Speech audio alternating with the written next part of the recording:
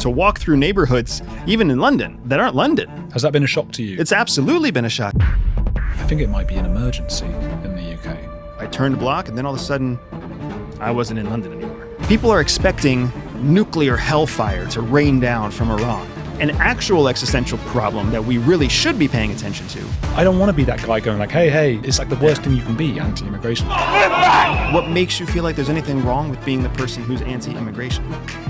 The problem is that we've been socially cultured. That's all political bullshit. That's all stuff that you feed a stupid citizenship to make them feel like we're doing the right thing by letting foreigners into our country. Fuck that! Fuck that! That's not why immigration was invented. Immigration was invented because...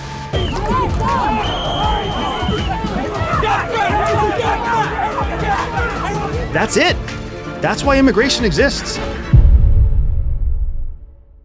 Hi guys, can you please do me a favor? We're trying to make sure over 50% of you viewers subscribe. Please hit subscribe now. It's free and helps us grow. You look wonderful. I love the hair. I appreciate it. Tell me, so we're going to talk about your book, but we're also going to talk a little bit about the CIA. What is the CIA? What, like in layman's terms, what is it? And tell me a bit about your background in it. Yeah, so it's a great question because a lot of people don't understand what CIA really is. Outside of this organization that's secret, that they don't like and they don't trust, most people don't really know what it does. But CIA is the foreign intelligence collection arm of the U.S. government. What that means is when the U.S. government needs secrets from outside of the United States, CIA is charged with collecting those secrets from human beings, what's known as human intelligence or HUMINT. There are other intelligence organizations within what's known as the intelligence community, and each member of that community has a different intelligence collection responsibility. But collecting foreign secrets from human beings is the primary charge of CIA. I see. And we have like the MI6, is that the equivalent? MI6 is the equivalent here in the UK, correct. Does like every country have that, and do they talk with one another? I would say that the vast majority of developing, and especially first world countries have a division of labor for their intelligence community. But when you start getting to smaller countries or countries that are lower on the developmental chain or third world countries, they mix and they blend, which is why you also see a lot of strange corruption in those countries where one organization might be in the pocket of the politician and also involved in drugs and also involved in spying, and it gets messy. To what extent is the CIA really... There's so much on YouTube. People, what they're secretly doing is this and that. Are they really like messing about to such an extent that it's really changing our lives without us realizing it? Yes and no. The idea that CIA is messing about independently, what we would call unilaterally, without direction from the higher government, is ridiculous. Now, in the current day, it's ridiculous because there's so much oversight for CIA since 9/11 happened in 2001. Prior to 2001, all the stories that you've heard about in the 70s and 60s and 80s, all the MK Ultra and Operation Midnight Climax and all that like crazy ass CIA stuff, that's all very real because they were not under strict review by the House or the president. They kind of ran amok and they developed their reputation in those pre-9/11 years. Of course, that reputation changed when 9/11 happened, which was a massive failure on CIA's part to prevent an attack on the homeland. And that's why you see such heavy oversight now. So they don't get to operate without direction anymore, but that direction that they get changes. It changes sometimes every few weeks, sometimes every few months, for sure every election cycle. So what's a priority today is going to change in 2 years, and it's going to change another 2 years after that. So you do still see CIA tendrils everywhere because they're just trying to meet the demands of a very confused U.S. government. And so is Trump then, would it be fair to say he's sort of arranging things for the CIA or choosing what they do? So absolutely. Donald Trump is the president of the United States, which makes him the chief executive of the United States in the executive branch, which is the branch that commands CIA. So Donald Trump is an excellent example because in 2016, CIA decided that they didn't like Donald Trump. And Donald Trump decided he didn't like CIA. Well, CIA's number one customer is the president of the United States. So when Donald Trump just said, fuck off to the CIA, they had nothing to do. And that's why you saw, if you were aware of it, a mass exodus of people resigning from CIA because they knew their careers were essentially either 4 years on pause or totally over Because if Donald Trump would have been elected a second time, that would have been 8 years of hostility between the chief executive and an intelligence service that's assigned to the executive branch. So many, many people left CIA. CIA, I think, learned their lesson. So in 2020, with the appointment of John Radcliffe as the new director of CIA, CIA is very much now trying to walk on softer footsteps with the president. Interesting. What about things that he wouldn't know? Would that be, if everyone talks about aliens, UFOs, things like that, that Trump might not know, but someone else might? Would that be FBI? Does anyone know things he doesn't know? So there are people who know things that the president doesn't know only because the president hasn't chosen to ask yet. Right. So when it comes to compartmentalization, when it comes to the division of information and need to know, the president has need to know for everything that's going on in the United States. But sometimes he doesn't prioritize it, or if we ever have a female president, they won't prioritize it. They don't care. They don't know to ask the question. Sometimes grassroots efforts are what make things relevant to a president. Sometimes changes in foreign policy are what make things relevant to a president, right?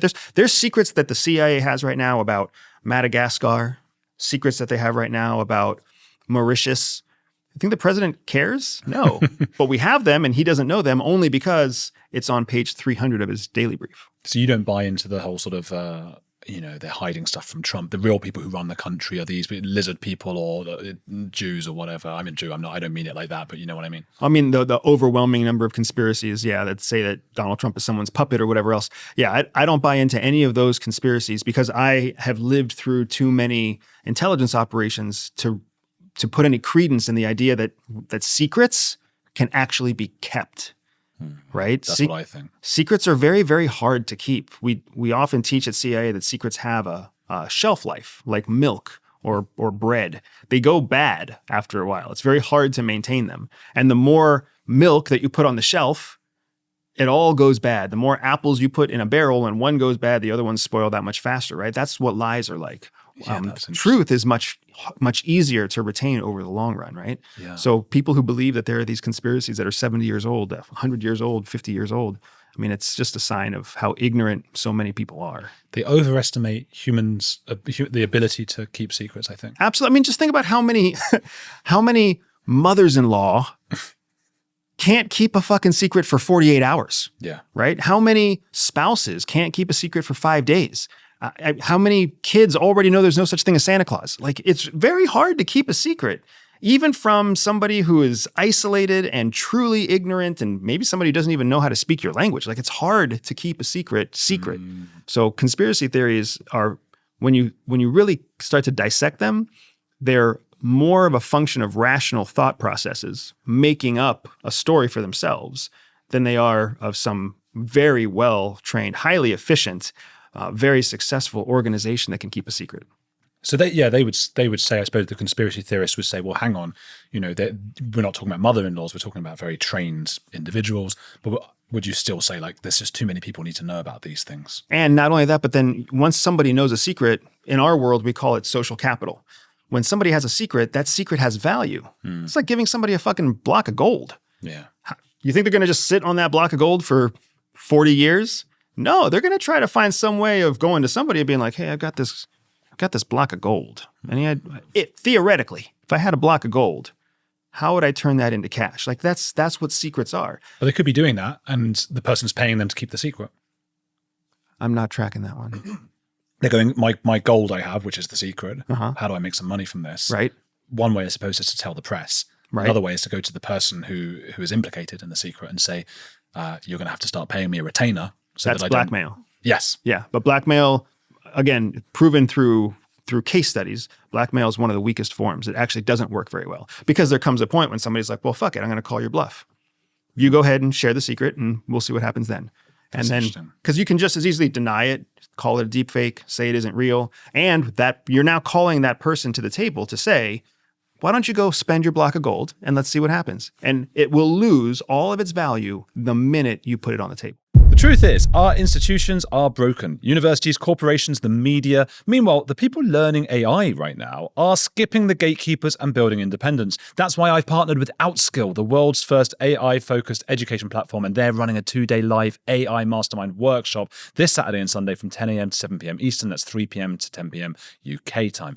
In just 16 hours, you'll learn 10 plus powerful AI tools, prompt engineering, workflow automation, and how to build no-code AI products that people are already monetizing for $4,000 to $5,000. Normally it's $895, but for my audience, the first 1,000 seats are free. They had over 10 million learners in the past year and 100 plus AI products already shipped. They even have a 4.9 out of 5 Trustpilot rating. You'll also get free lifetime access to Outskill's AI community of 5,000 plus professionals, a seamless learning dashboard, and structured bonuses worth $5,100 if you attend both days. Seats are limited, so grab yours now via the link in the description and pinned comment, and join their WhatsApp community to stay updated.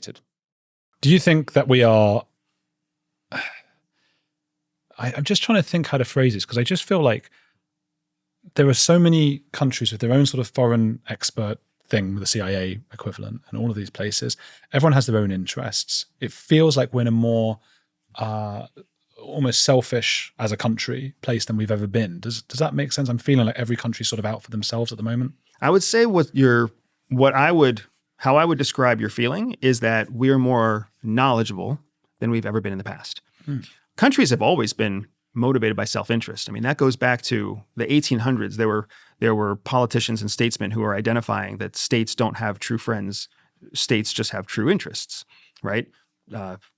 France was self-interested when it participated in the American Revolution, right? Spain was self-interested whenever it went to war with Britain. Like there were always self-interests at play. But the difference is those self-interests were not apparent to the layperson.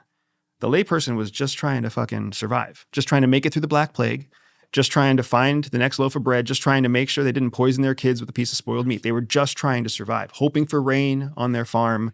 And that was their entire world. Well, now we live in a world where like making money is, much more easy compared to what it was in the past. All we really worry about is what's on our wish list for Netflix, right? People are more concerned about whether or not they're going to get likes and hearts on their Facebook post. They're not thinking about bigger things. So because we're so available, our cognitive space is so available to focus on other things now, as much as we remain largely ignorant, we're still pick up on information of what's going on around us. So it's easy to think, oh, we're moving towards an isolationist theory.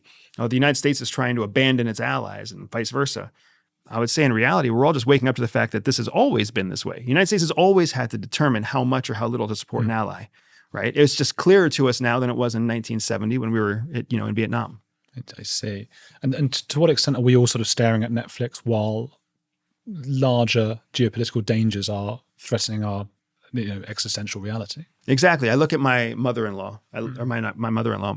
I can make fun of my mother-in-law all day too. But my mother, when I visit my mom's house, and maybe you can relate to this, I don't know. But when I visit my mom's house, there's a large leather couch and a lazy boy, which is like a personal recliner. And my mom sits on the large leather couch with her glass of boxed wine.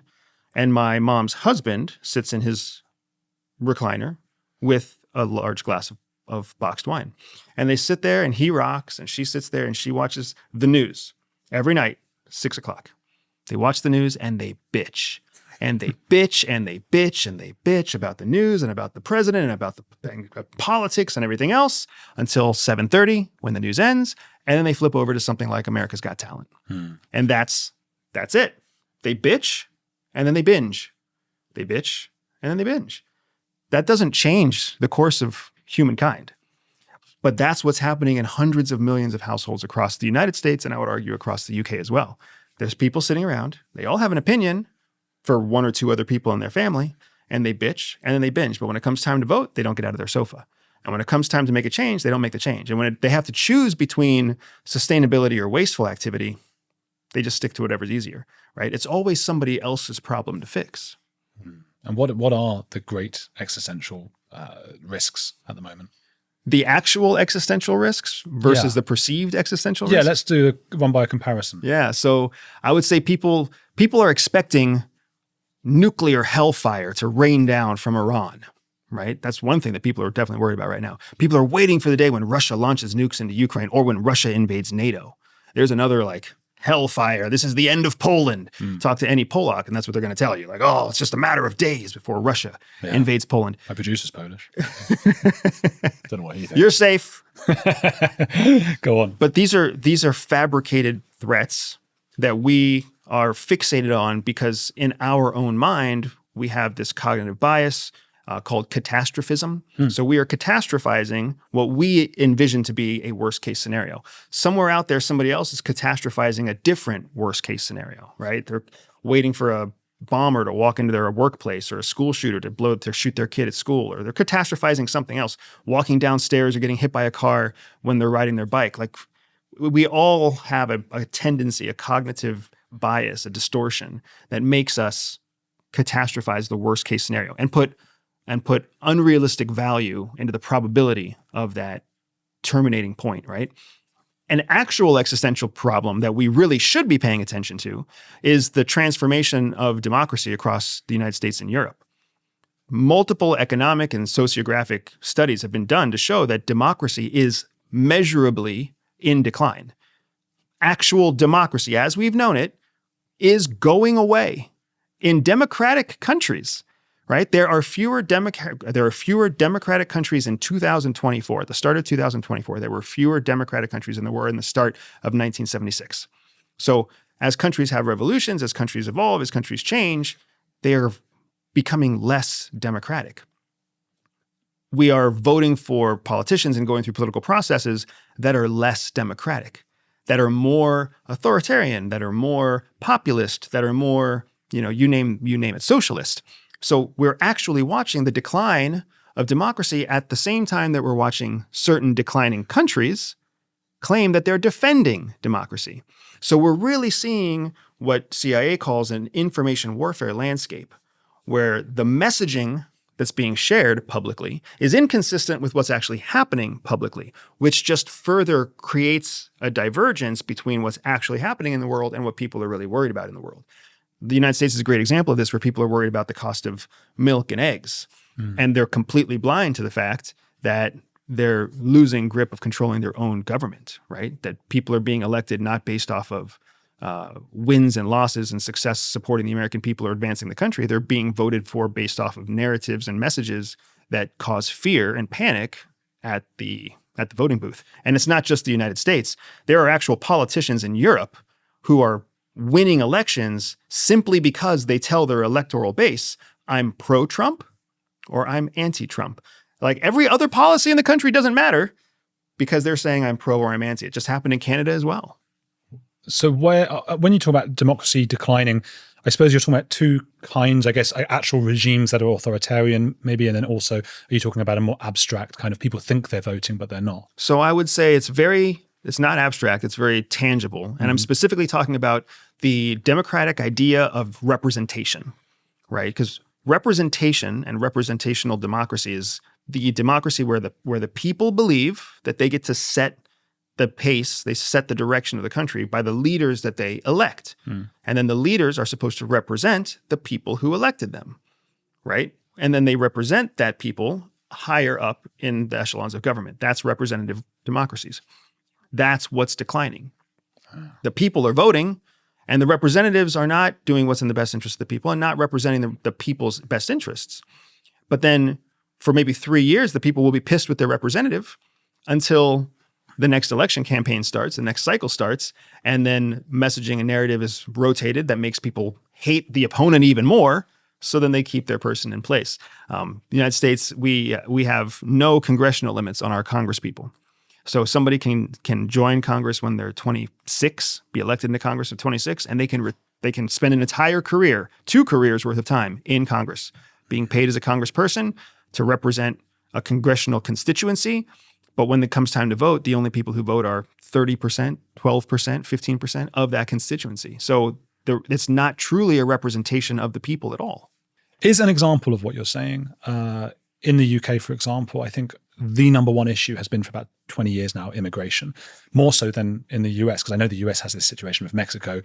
I think most people in the UK, if it was like, we're getting a lot of people from Mexico, would be like, yeah, fine, because we're getting people from places that hate the UK, it seems like they voted for Brexit as a sort of protest vote, knowing deep down that it wasn't actually going to change anything, because all it meant was people aren't coming from Europe as much, but they're coming from more from that kind of place. So is that a good example of like, we're not actually getting the democracy that we wanted?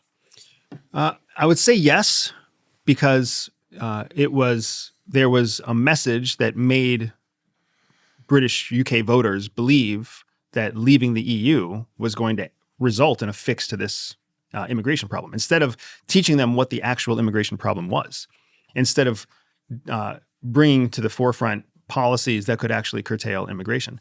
And I'm as a visitor from outside of the UK, I'm only marginally aware of what your immigration issues are, but they are very real.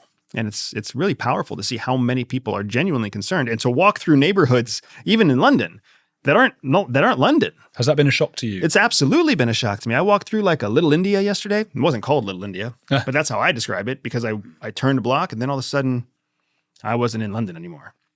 And I saw that 2 or 3 times, right? I saw almost like a little Africa, like a little, I don't even know what part of Africa, because it was multiple blended cultures. I saw a little Pakistan angry at Little India. It was really strange. You saw them angry at Little India.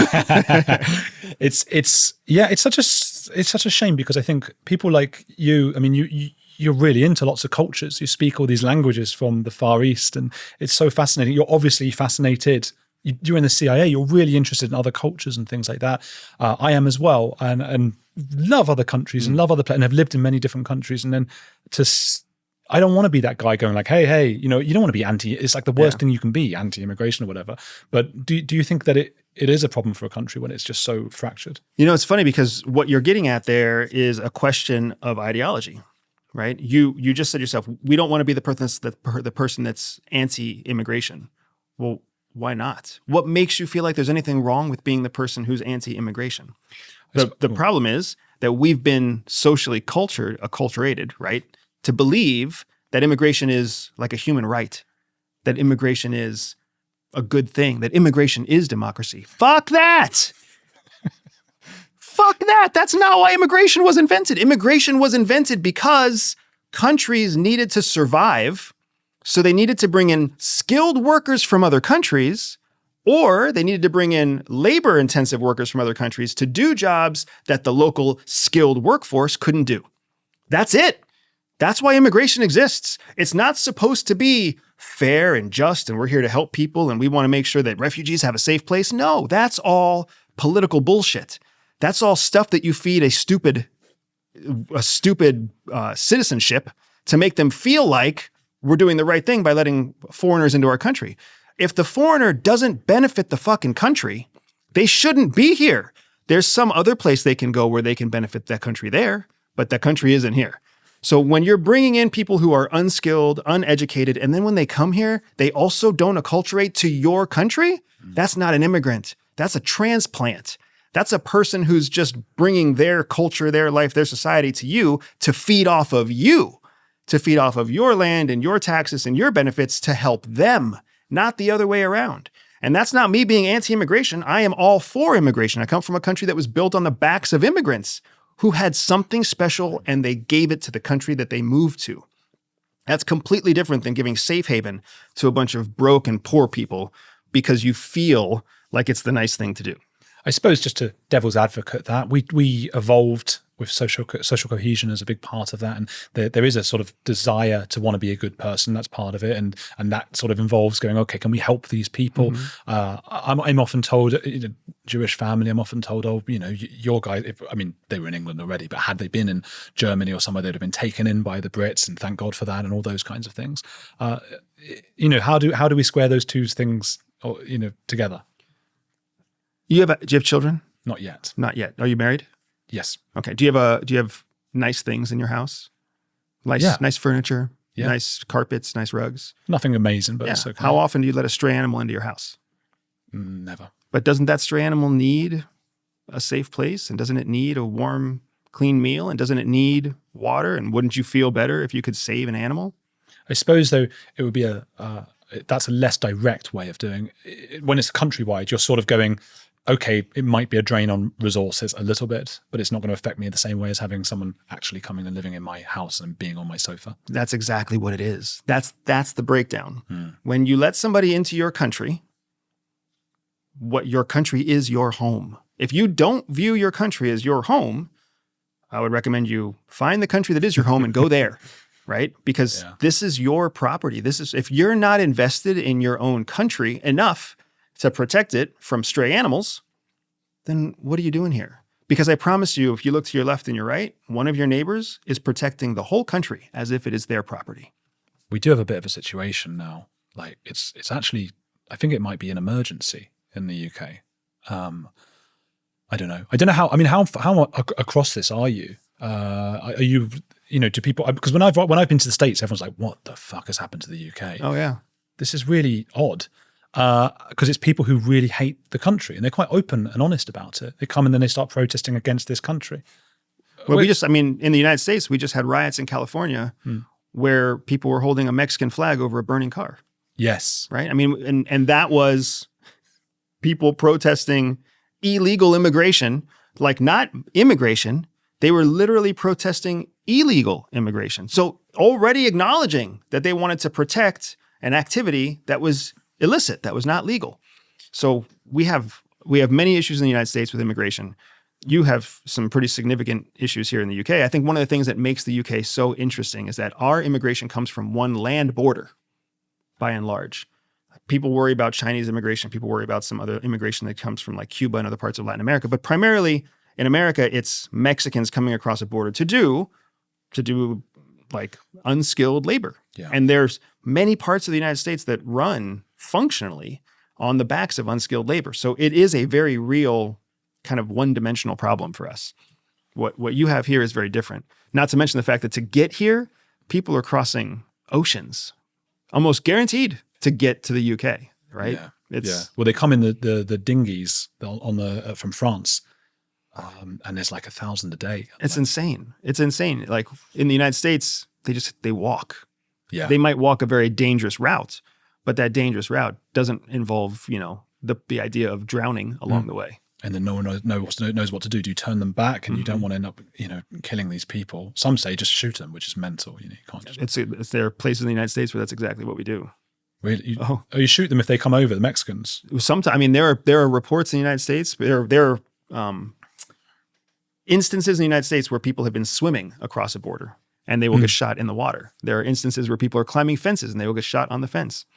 And I mean, if you're going to defend your home, again, you've got to ask yourself those hard questions. And if you're going to be ideologically driven to let people in, then you have to be ideologically acceptant of what they do to your country, what that means to the safety of your children, the well-being of your supply chains, of your water and your food. If you're going to let it happen, if you're going to let the stray dog in your house, you can't be mad at it when it pisses in the corner. Yeah. 40% of British Muslims want Sharia law. 53% want homosexuality outlawed. We're in a bit of a state right now because there's millions here. What about other existential threats? Things like, I've heard you speak about China as a bigger threat than no one, maybe in America they do more. I never hear anyone talk about China ever in the UK, apart from on the news. Yeah, so the threat that comes from China is an economic threat. And the free trade system that we enjoy could be at risk if we become a unilateral or a single, our new superpower, our new largest single superpower is China.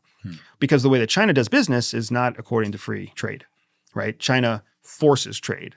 China forces trade deals. China manipulates laws. They're a communist party system. So the idea that as much as people don't like tariffs are still an option for you to source yourself a different direction, right? You can find something from somewhere else. Well, when China steps in and when China runs economics, it's not free and fair trade.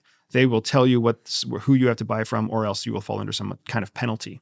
So as China and the United States compete for economic dominance, of which it's a solid comparison between the two countries, even though they of course have allies and economic partners.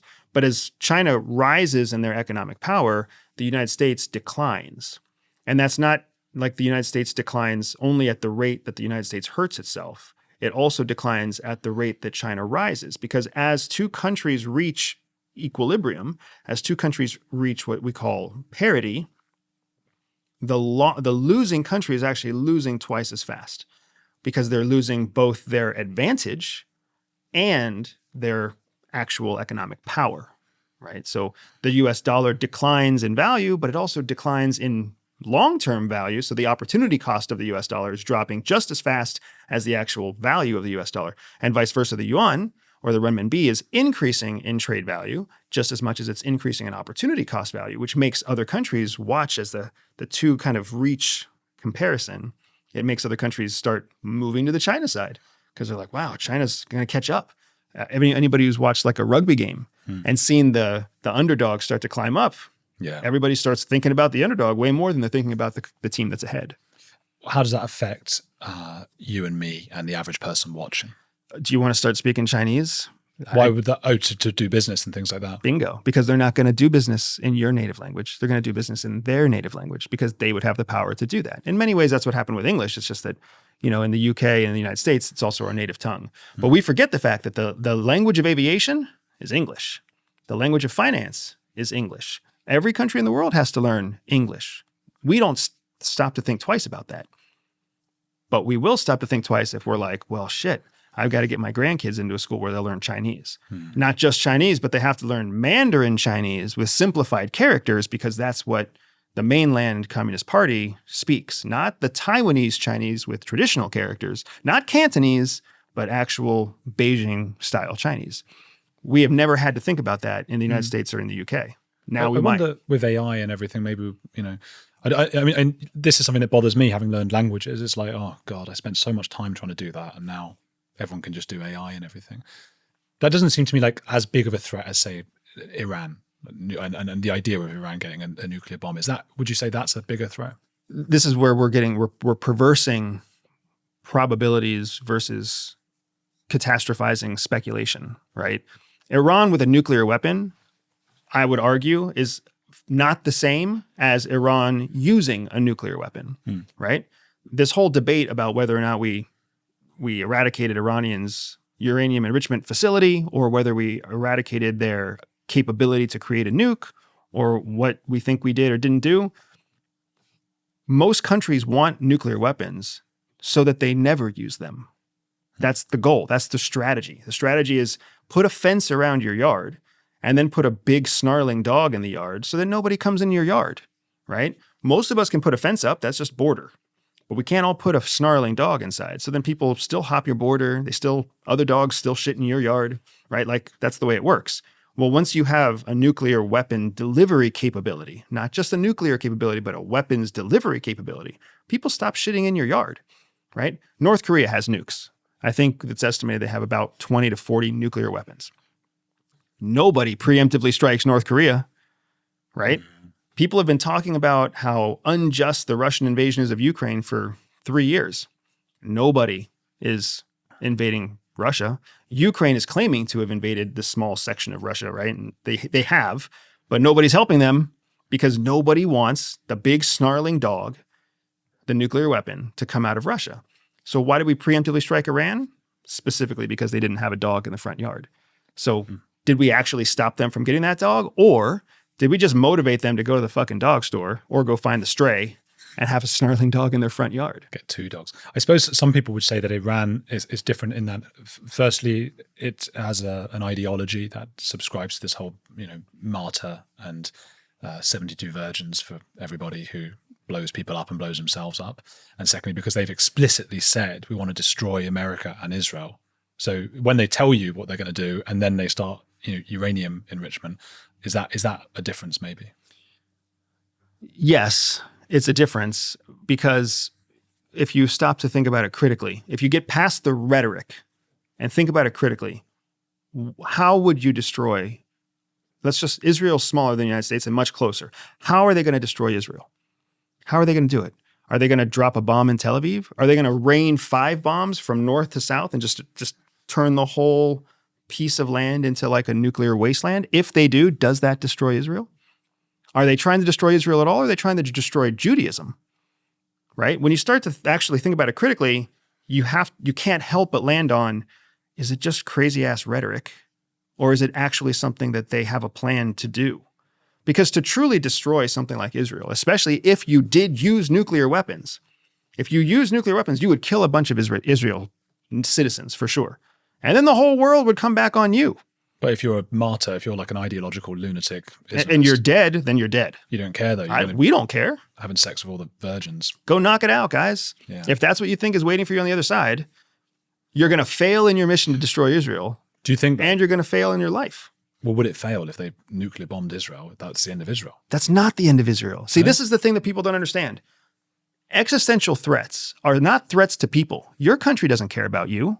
My country doesn't care about me. If you are Israeli, your country doesn't care about you. Like governments do not care about their citizens. Governments care about the continuation of their governance. That's what defines a country, right? That's how you can have a leader who leaves their country in exile and still runs a government from a different country. Because it's not about the people. It's about the establishment of government. So destroying Israel would mean to destroy the idea of the Jewish state, to destroy the idea of a sovereign Jewish state. That's not going to happen with a nuclear weapon. You're going to cause a lot of damage, but it's not going to be the end. That's the problem we have with Iran.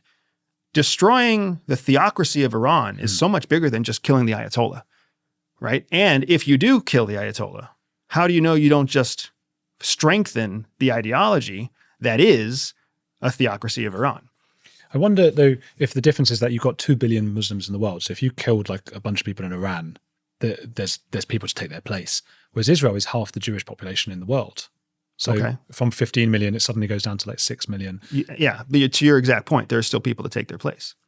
Potentially. I mean, how many people in New York, I mean, because that's where the rest of the Jews are, apart from smatterings elsewhere, moved to Israel in this sort of barren wasteland that you probably can't even go to for years. So again, it's if you're, I want to make sure we're having a conversation that's on the same kind of topic, right? I'm saying unless you define what you're destroying to destroy Israel, if all you're saying is they nuke the land, then they haven't destroyed Israel. They've destroyed the lands of Israel, but they haven't destroyed Israel. For all we know, nuclear bombs would come in and the government would survive in bunkers.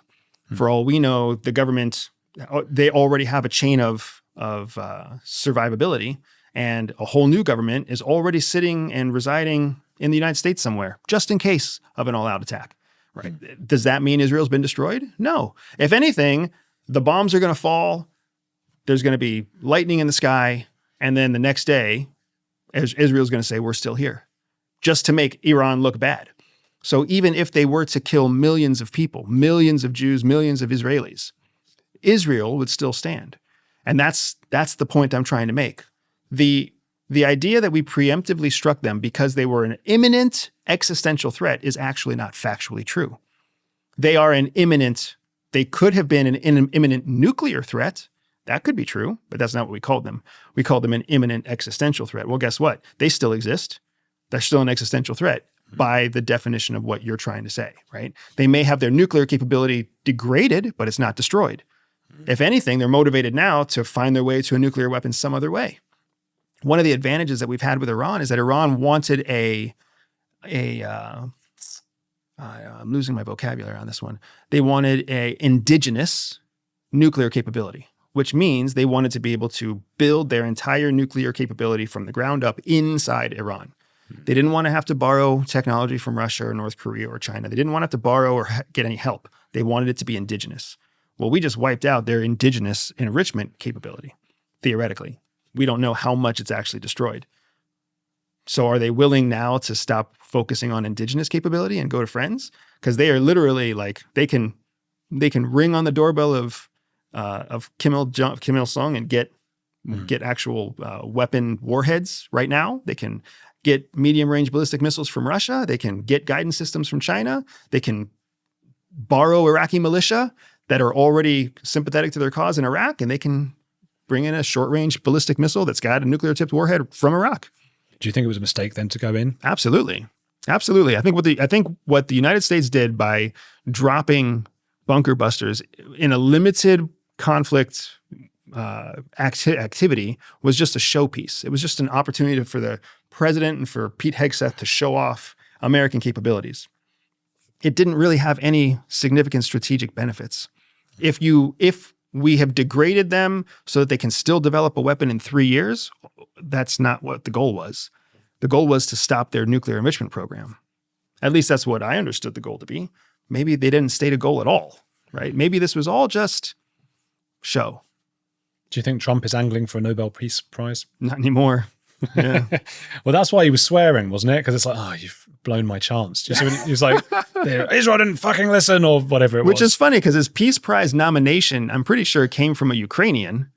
And then the Ukrainian withdrew the nomination when Trump failed to get a negotiated peace between Russia and Ukraine. So, I mean, that's unfortunately what we're seeing from a macro perspective. If we step out of our leather sofas and lazy boy recliners for a second, we see that there's been this history of failed promises on the part of Donald Trump. I would say the president of the United States, except that these are very personal promises that came from Donald Trump, the candidate, right? He did not deliver peace between Ukraine and Russia. And then to explain how he wasn't able to fulfill that campaign promise, he said that they were acting like children and he didn't have any responsibility anymore. Then he failed to negotiate peace between Israel and Hamas. And then when he tried to have tariffs to bring American jobs back to the United States, his own court system said no. So he's had these like failure after failure or roadblock after roadblock, however you want to put it. Along the way, Netanyahu could look at that guy and say, here's a guy that needs a victory. Here's a guy that needs to feel like he has a badge on his chest because everybody's taking off the badges off the other side, right? And you know what? The perfect badge for this guy is to get him involved in this conflict that we kicked off with Iran by sending in our fighter forces to neutralize their air and part of their nuclear capability. I suppose they would say Iran kicked it off by using Hamas as a proxy and starting that war. I mean, it goes back and forth, right? Yeah. The proxy argument is a very fair argument, except that most of the proxies that Iran supports already existed, and Iran just added money to the proxy, right? Hamas, or on their own in Gaza, started to work against Israel. They just didn't have a funding source, so then Iran funded them. Hezbollah is the closest thing to being Iranian kind of led, right? Even the Houthis, they were on their own track for civil strife until the Iranians came in and funded them. In your book, you have to talk about a sort of fictional, well, not a fictional place, but as a pseudonym for the place that you were embedded in. Are you able to tell me sort of outside of the book what kinds of places you were stationed in? So yes, the specific geographies of where I am, I can speak about in general terms. The country names, I'm still restricted by my secrecy agreement to share. So my career started in counterproliferation and counterterrorism.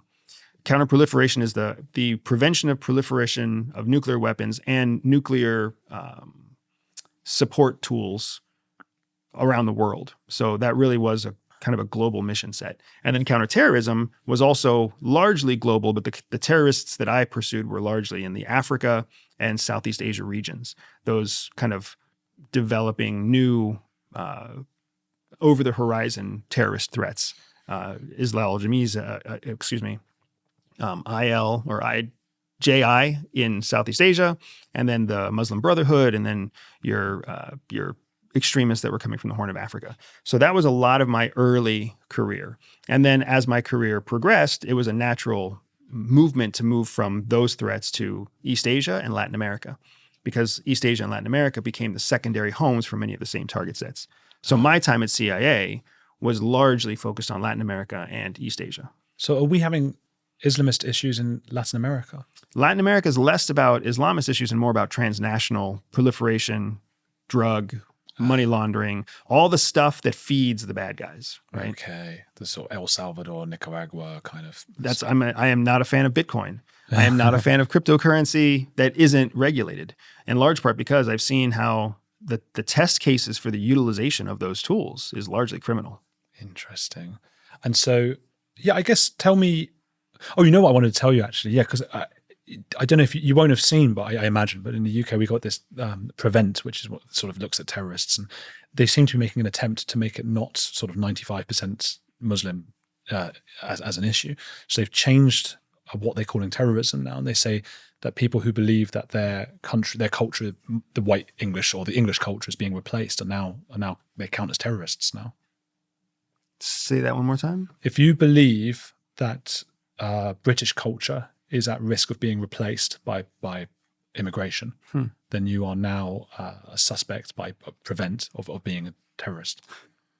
That's a strange interpretation of the definition. Yeah. What leads a government to sort of, in that sense, turn on its own people? This kind of anti-nationalism. Well, I mean, that's part of the democratic backsliding, I think, that I was mentioning earlier, right? The people that you vote into office have to represent what your interests are. If they don't, then they get to create policy that goes against what you believe are the best interests of the country. So it sounds like the policymakers here in the UK have created a policy that may not be in line with the constituency that they're supposed to be representing. So then what did that constituency do or not do to get those people into a position of power? And how long are they in that position before they can be voted out, or before some other electoral process, some other democratic process can take place to change the definition of terrorism? And terrorism's tricky, especially because the United States really set the precedent for this in the early 90s. When you can define terrorism loosely, then it's very easy to slot all sorts of new threats under this umbrella term of terrorism. And then one country and another country don't even have to agree on what terrorism is, right? The UN's list of terrorist organizations is quite short compared to the US's list of terrorist organizations, right? But then what ends up happening is you get to bypass democratic processes to preemptively or to use military force to attack terrorist targets that you define as terrorist targets. So now, once again, you can circumvent the democratic process and you can send troops into war zones. You can fight conflicts. You can use monies. You can use weapons. You can develop technologies that are counterterrorism in nature, but completely bypass the democratic process. So nobody gets to vote. Nobody gets to say. You don't have a say either. If you let that stand, then you're kind of complicit in your own demise. It's kind of a deep state of people just sort of, I mean, I know we were sort of discarding this idea of a conspiracy of whatever, but it feels like there are people who are not necessarily politicians who are sort of changing how these things work. I wouldn't say that it's people who are not politicians that are changing how it works, because you kind of have to be a politician to change it. But it's definitely the people who are not politicians that have the most influence on the politicians who get into office. Because once a politician's in office and they want to stay in office, they have to find a way to stay in office that oftentimes goes contrary to what their constituency wants. How do you do that? You get in bed with big business or big lobbyists or whatever else who can help shape that campaign, help manipulate the democracy. Tell me a bit about how you got into the CIA then. So I was not trying to get into CIA. I was actually in the United States Air Force. I was a nuclear missile officer. I was one of the proud few, the lucky few that got to sit underground for days at a time, waiting for a nuclear war not to break out. What? What do you mean? So in the nuclear forces in the United States, the people who actually launch missiles, they live underground for days at a time, 3 days at a time. Oh, wow. Yeah. So depending on the policy of the chief of staff of the Air Force, sometimes we're underground for 24-hour shifts. Sometimes we're underground for 72-hour shifts. But it flips and changes often. Either way, that's where my Air Force career had landed me, was underground in Montana, every 30 minutes getting a message that was either a fake message or one day was going to be a real message that basically said, do this, press a sequence of buttons and launch a missile. And I wasn't really keen on that job. So that my time came when I could leave the Air Force and I started applying for new jobs. And one of the jobs that I applied for was with a group called the Peace Corps. And the Peace Corps has largely been gutted under the Trump administration and DOJ. But the Peace Corps was a humanitarian effort where you could kind of travel the world and participate in humanitarian outreach to build nation states, to build communities, ideally so that they could grow into democracies, right? So I applied for the Peace Corps, and in that process online, like a screen popped up that said that you may be qualified for other jobs in the federal government. So for me— you thought it was like spam. Well, except that this was like pre-spam, right? This was back in its time when computers like barely worked, let alone, we're scamming you all the time. So I see this screen pop up and I'm sitting there in my uniform in the computer lab for the Air Force base where I'm sitting. And I was like, well, shoot, if I qualify for other jobs, I'll say, yes, I'm interested, and I'll pause my application for 48 hours and call it a day. And then the next day I got a phone call from an unlisted number that was attributed to Virginia, and talked to a woman on the other side of the phone who said that I might be qualified for national security jobs. Would I be interested? And that's what kind of took me on the whole tour from there. So I said yes to her. She sent me overnight a plane ticket, hotel reservation, instructions, like in an actual overnight package. I flew to Virginia a few weeks later, did an interview. The interview went well, and they were like, we think that you'd be a good fit for CIA. And once somebody told me I'd be a good fit for CIA, I was like, well, shit, yeah, let's do that. Who's going to say no to that? Yeah. There was a great test that really stands out in your book which you failed. Do you know what I'm talking about? Yes. What was it? It was a fake name of a guy, General Boyo or something. Yeah, General Bando, yeah. Bando. Yeah, what happened there? So when you go through training at CIA, you go through multiple different scenarios, simulations. And that's how they can test whether or not you are learning the skills and exercising the skills in the field at a level of competence.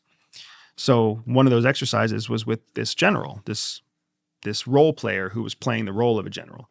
And my job was to get the general to become a witting spy for CIA, give us information that benefited the United States. So there's a process by which you do that. And I had done the process well, and we're at the final stages of kind of getting him to say yes and getting him to come on board and getting him to agree to be a spy.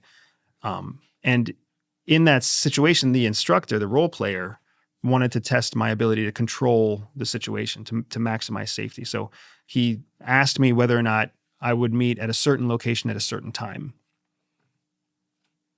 Espionage 101, you never let somebody else set the time and place. Well, I was very excited for my progress at the time. I thought I was doing a good job. So I thought to myself in the scenario, well, what's it going to hurt? What's it going to hurt if I meet with him where he wants to meet? Like, let's make it easy for him. Like, I just want him to say yes. Because once he says yes, like, I'm done. I won. I finished this exercise, right? It's multiple weeks in the making. So I'm just really excited to get him across the line. And in fact, I made a major error. And the instructor knew I made an error, and the people observing knew I made an error. And then they brought me in and they put me through a mock interrogation, and they put me through a mock a simulated intervention. And then they told me, like, hey, this was a major mistake. This isn't a small mistake. A small mistake is like not filling out a certain piece of paperwork. This is a major mistake. And that ended up being the reason that I didn't get selected to be a full-blown case officer. And that was pretty gutting for you at the time. Absolutely. Yeah. Absolutely devastating. Man. But you've done well since. I mean, I've done well since, but I still wonder if part of my success ever since is because of that failure. Seems mad they don't. It's like you learned a really big lesson there and now might be ready to take it on. But It's not how it works at CIA. they need you to just know instinctively all of the things. Well, there's a number of factors there. They need you to do what you're trained to do. They need you to do what you're told, and they need to know that you will do it the first time, every time. So even if it's the wrong, quote unquote, wrong thing, even if it's the less efficient, even if it's the unethical thing to do, then you have to do it. Like they want soldiers who will do what they're supposed to do when they're supposed to do it. And I got distracted by trying to be the best. I got distracted by trying to be, the confident, unique, creative one, and it didn't work out. And that wasn't what they were looking for at that moment in time. So they would rather pass me up than keep me. So at the farm has about a 50% washout rate. So if 100 people start, 50 people won't finish. There's two big sections where they kind of reduce their population. The first is called a murder board, and the murder board happens about 3/4 of the way through the training, and they'll kill 35% of all the people who are there. They'll just cut them, and then they go on with their lives. And then you go through the last kind of intensive section, and then you go through a secondary murder board, and that secondary murder board will cut about another 25%. And how are they killed in this kind of simulation? Like, there was poison in your drink. Oh no, it's not like that. No. Not killed in the figurative sense or the literal sense, but like you are a candidate to be a certified Central Intelligence Agency operations officer, case officer. And then as your candidacy is terminated, you yourself are not terminated, but they just send you back to Langley. And they're like, oh, you are a broken toy. I thought you meant like, in the simulation, they didn't check their drink and it's like, you would have died, so now you're out. No. What is it that you then went on with your wife to build and change the face of the CIA? Yeah, so I mean, that's a big part of what the book is about. But essentially what happened is CIA discovered that they had a mole, and they had not anticipated having a mole. A mole is a penetration of a foreign service into the CIA. So someone was informing a foreign intelligence service from within the CIA, and they didn't know what to do about that. And they were having a difficult time reverse engineering to track back who the mole could be. So there was all this suspicion growing and all this skepticism that was inhibiting operations. So they were looking for a person that could do a job to help build a new flow of intelligence that was somehow insulated from this unknown mole that they couldn't track down. So where did they look? They didn't look at all the good officers. They didn't look at all the people who had successful histories. They started looking at all of us broken toys. And they're like, oh, well, a successful person would have access to all the stuff that we're afraid of sharing with foreign intelligence partners because they're on these dreamboat jobs. Well, I wasn't doing dreamboat jobs. I was in the armpits of the world, right? Trying to prevent child prostitution and trying to make sure that nuclear centrifuges weren't delivered from Poland to Iran. So I was in this other kind of broken toy land. But they asked me if I would be interested in this, virtually impossible mission to go out and create a new string of intelligence against this threat known as Falcon. And then I was married at the time. My wife was a very, very strong officer, but she was also kind of doing broken toys types of work because she was what was known as a target at the time, which was a discipline that wasn't very well understood at CIA yet. So they didn't really know what to do with her, but she was very good at what she did. Everybody liked her. She played by the rules. She played well in the sandbox. So we were a married couple. They wanted her talent, but they wanted my disposability. So they invited us both to kind of build an operational platform, a new way of doing business, and they offered us their support. But that was all that was going to be. It was going to be, hey, we'll give you a blank check, and we'll send you to a location, and you have 3 months, 6 months to decide to show us that your idea can take root. So that is the story that we tell in the book Shadow Cell. The idea to pass information without the mole being able to get hold of it. Correct. And to do that, what my wife and I decided to do was build our operation very similar to a terrorist cell. Because both of us had worked for a long time against terrorists, and we understood that you can kill these fucking people, you can torture these people, you can capture these people, and you cannot ever seem to crack the cell, right? Because they have this institution in place where one person's always exposed to risk, but that one person is basically protecting everybody else in the cell. So as you cut heads off this snake, another one just grows back. So we had been fighting the global war on terror with CIA for 5 years. We had learned this MO. We had learned that this was a frustrating point for us as the wealthiest, most capable intelligence service in the world, right? I mean, we're talking about fucking people who live in caves and buy shit with rocks. That's what terrorists are. And they were somehow able to outsmart us because of the way that they structured their cells. So we were like, let's do the same thing. Let's structure our cell like a terrorist cell. And I'm willing to bet that Falcon, this major, American global power competitor. It's a country, isn't it? Falcon, Falcon is a country. Just to remind people, because you're not allowed to say the name of the country. Absolutely. But we were willing to bet that Falcon would have just as hard a time penetrating our cell as America had penetrating a terrorist cell. And it worked. That's a nice feeling. That's a nice feeling for sure. You said they wrote a blank check. Did they pay you well? No, they don't pay us well. The blank check is for operations. Operations. I see. Did you watch that Nathan Fielder series, second series? No. Do you know who he is? No. He's American, sort of comedian. It's called The Rehearsal. And I didn't even watch the first series. I did afterwards, but the second series, he he rehearsed. It reminded me because you did that simulation thing, and he does it over and over again in sort of real life scenarios. And it's a crazy series. By the end, he ends up flying. He learns to be a pilot by doing it. And he's a nutter, completely crazy guy. But I just wondered if you watched that. I don't know. Where will people be able to get hold of your book? So the book is actually going to be on bookshelves worldwide, September 9th. You'll be able to find it on any platform where you download audiobooks, where you buy ebooks, where you buy physical books. You'll find it. It's called Shadow Cell. Yep.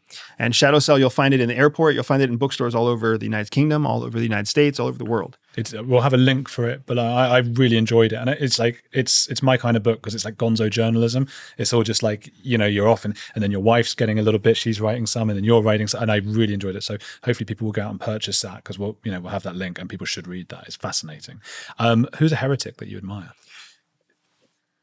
I hesitate to say it only because I don't want people to think that I associate myself with somebody like this, right? But William Tyndale, who was the first person to translate the Bible from Greek to English, is a heretic that I just admire immensely because his work made it possible for the average person to read the Word of God. When up until that time in the 1500s, up until then, we all believed that we had to work through a priest to understand the Word of God. And I can't help but be inspired by somebody like that who was able to demystify something that was so mystical and make it so accessible. That's a big part of what drives me in my mission every day. He went into hiding and then was caught and burned at the stake? And killed by the Catholic Church. Imagine being burned. No, that's a horrible way to go. Yeah. I wouldn't want to drown though either.